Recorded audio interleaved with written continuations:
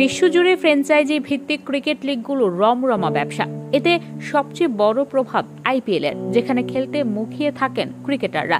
থাকবেন নাই বা কেন? আইপিএল মানেই তো অর্থের ঝনঝনানি। অর্থের পাশাপাশি জনপ্রিয়তা, তারকা সমাগমে আইপিএল এর সমকক্ষ বা প্রায় কাছাকাছি কোনো লিগ এই মুহূর্তে নেই। ফলে ক্রিকেটে ভারতের দাপট দিন দিন বেড়েই চলছে। আইসিসি থেকে তাদের আয়ও অন্য যে কোনো দেশের তুলনায় কয়েক গুণ বেশি। বড় কয়েকটি দল বাদে অন্যগুলো রীতিমতো ভুগছে। এই সমস্যার সমাধানের উদ্যোগ নিয়েছে অস্ট্রেলিয়ান ক্রিকেটার্স অ্যাসোসিয়েশনের সাবেক বোর্ড সদস্য নীল ম্যাক্সওয়েল। 57 বছর বয়সী ম্যাক্সওয়েল আরেক পরিচয় অস্ট্রেলিয়ার অধিনায়ক প্যাট কামিন্সের ব্যবস্থাপক। যুক্তরাষ্ট্রের টি-20 লিগ প্রতিষ্ঠার ক্ষেত্রেও তার বড় অবদান আছে। অস্ট্রেলিয়ান সংবাদ মাধ্যম দ্য অ্যাজ জানিয়েছে, নীল ম্যাক্সওয়েল একটি পরিকল্পনা নিয়ে 1 বছর ধরে গোপনে কাজ করেছেন।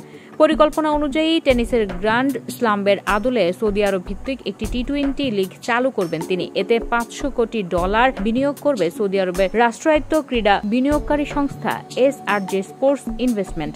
এ ব্যাপারে আইসিসির সঙ্গে সৌদি ক্রিকেট কর্তৃপক্ষের আলোচনাও চলছে। টেনিসে বছরে 4টি গ্র্যান্ড স্লাম হয়: Australian Open, French Open, Wimbledon ও ইউএসএ ওপেন। একইভাবে সৌদি বছরের আলাদা সময়ে ভিন্ন 4টি দেশে ক্রিকেট লিগ আয়োজনের পরিকল্পনা করছে। ছেলেদের পাশাপাশি মেয়েদের টুর্নামেন্টও থাকবে। ফাইনাল হতে পারে সৌদিতে। SRJ স্পোর্টস ইনভেস্টমেন্ট সৌদি আরবের সার্বজনীন বিনিয়োগ তহবিলের অংশ। ক্রীড়াঙ্গনের প্রসারে তারা $1 লাখ কোটি নিয়ে নেমেছে। পরিকল্পিত টি-20 লিগের মূল লক্ষ্য নতুন রাজস্ব উৎস সৃষ্টি করা এবং ক্রিকেটকে ছড়িয়ে দেওয়া। বিশেষ করে ভারত, অস্ট্রেলিয়া ও ইংল্যান্ডের বাইরে ক্রিকেটের অর্থনৈতিক স্থিতি নিশ্চিত করার মতো বড় চ্যালেঞ্জ মোকাবেলায় এটি ভূমিকা রাখতে পারে। ধারণা করা হচ্ছে এর মধ্য দিয়ে আর্থিকভাবে দুর্বল ক্রিকেট বোর্ডগুলো সংকট কাটিয়ে উঠবে।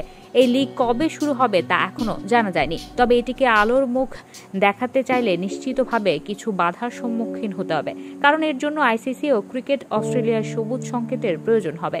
ভারতীয় খেলোয়াড়দের অনাপত্তিপত্র দেওয়ার জন্য বিসিসিআইকেও রাজি করাতে হবে। শেষ পর্যন্ত চূড়ান্ত সিদ্ধান্তের জন্য আইসিসির চেয়ারম্যান জয় শাহর উপর নির্ভর করতে হবে। আন্তর্জাতিক বিশ্লেষকেরা দাবি করে আসছেন, সাম্প্রতিক বছরগুলো মানবাধিকার লঙ্ঘনের কারণে বিশ্বজুড়ে সৌদি আরবের ভাবমূর্তি ক্ষুণ্ণ হয়েছে। সুনাম ফেরাতেই সৌদি যুবরাজ মোহাম্মদ বিন সালমান ক্রীড়াঙ্গনে অঢেল অর্থ বিনিয়োগ করতে শুরু করেছেন, যেটিকে বলা হচ্ছে sports washing. Football, golf, boxing, tennis, racing সহ আরও অনেক খেলায় বিপুল অর্থ বিনিয়োগ করছে মধ্যপ্রাচ্যের দেশটি। You are watching Raj TV, Jagorone, Bangladesh. Please subscribe our channel.